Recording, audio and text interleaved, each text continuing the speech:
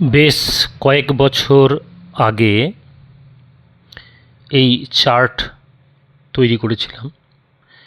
এই চার্টটি তৈরি করেছিলাম মূলত ক্লাস 11-এর জন্য। ক্লাস 11-এর জন্য, একাদশ শ্রেণীর জন্য। চ্যাপ্টারটার নাম ছিল জিওগ্রাফি অ্যাজ এ ডিসিপ্লিন। এখান থেকে এসএকিউ এমসিকিউ প্রশ্ন আসতোই,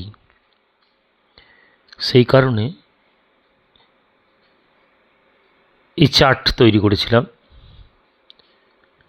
তো আমার মনে হয়েছে এটা সামগ্রিকভাবে ভূগোলের প্রাথমিক ধারণা হতে পারে, বা ইন্ট্রোডাকশন, জিওগ্রাফি ইন্ট্রোডাকশন।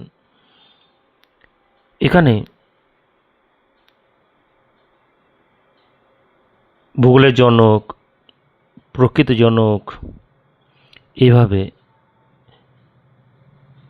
প্রথম মানচিত্র, এটা সম্বন্ধে একটা ধারণা দেওয়া,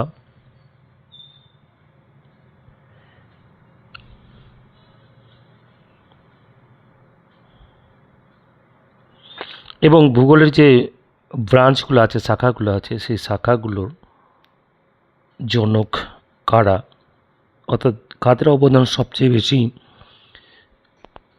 এগুলো এখানে দেওয়া আছে।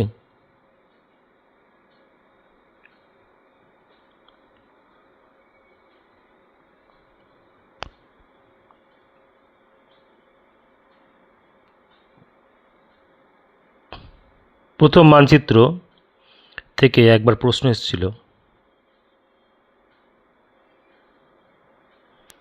সেই জন্য সম্পূর্ণটাই তুলে ধরেছিলাম।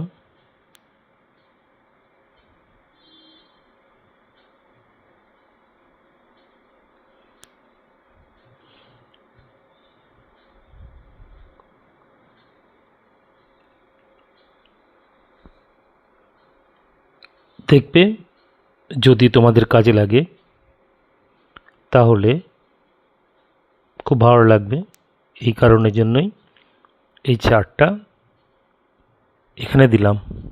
ওকে, বাই।